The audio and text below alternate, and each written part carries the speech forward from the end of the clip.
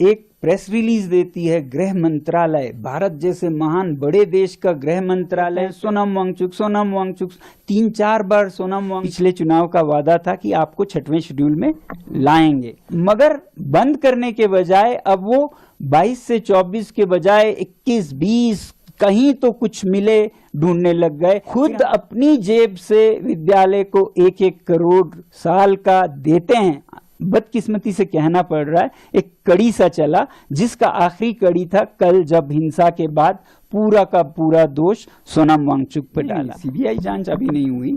ठीक अगले दिन एक प्रेस रिलीज देती है गृह मंत्रालय, भारत जैसे महान बड़े देश का गृह मंत्रालय प्रेस रिलीज देता है, जिसमें वो कहते हैं सोनम वांगचुक 3-4 बार सोनम वांगचुक, एक छोटे से इंसान पर वो पूरा दोष मढ़ते हैं। तो ये एक कड़ी का हिस्सा है, ये भी कल का वाला भी एक कड़ी का हिस्सा है। ये कोई 1.5 महीना पहले शुरू हुआ, जबकि लद्दाख के जो चुनाव हैं वो 2 महीने में आने वाले थे।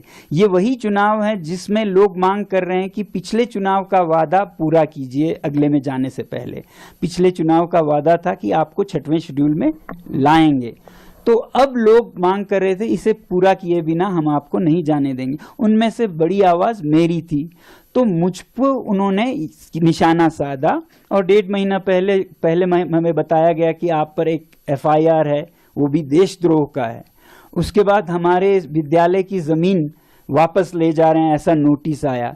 उसके बाद CBI की इंक्वायरी, ये 2 हफ्ते पहले की बात है, CBI की, फिर इनकम टैक्स के पता नहीं क्या क्या। तो CBI के नोटिस में ये लिखा है कि 2022 से 24 में आपकी संस्था ने विदेशी मुद्रा ग्रहण किया, जबकि आपके पास अनुमति नहीं है, FCRA नहीं है।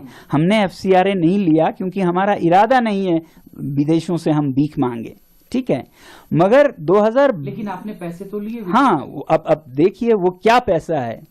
ये किसी भी यूनिवर्सिटी का सपना होगा, और जो ये यूनिवर्सिटी करने में काबिल होगी उसे पुरस्कार दिया जाएगा कि उसका ज्ञान यानी कि भारत का ज्ञान विदेशों में निर्यात हो।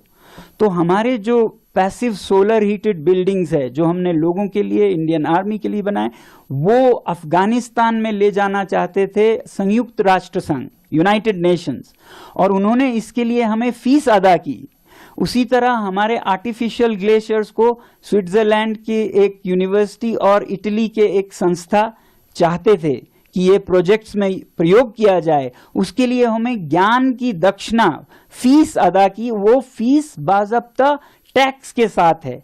आप जब चंदा लेते हैं उस पर टैक्स नहीं लगता है। ये सर्विस एग्रीमेंट है जो आपकी एक क्या कहते हैं, इज्जतदार नॉलेज पार्टनर किसी और को नॉलेज सप्लाई करता है। तो इसको फॉरेन कंट्रीब्यूशन नहीं कहते हैं। वो भी समझ गए कि उन्होंने गलती से इसे फॉरेन कंट्रीब्यूशन माना, मगर बंद करने के बजाय अब वो 22 से 24 के बजाय 21-20 कहीं तो कुछ मिले ढूंढने लग गए। फिर हमारे जो छोटे बच्चों का विद्यालय है वहां चले गए, उससे मांगने लगे। ठीक है, मांगिए, आपको जो मिले ले लीजिए, मगर मैं ये कहता हूं कि आपको ये मिलेगा कि यहाँ एक ऐसा विद्यालय है जहाँ के संस्थापक खुद अपनी जेब से विद्यालय को 1-1 करोड़ साल का देते हैं।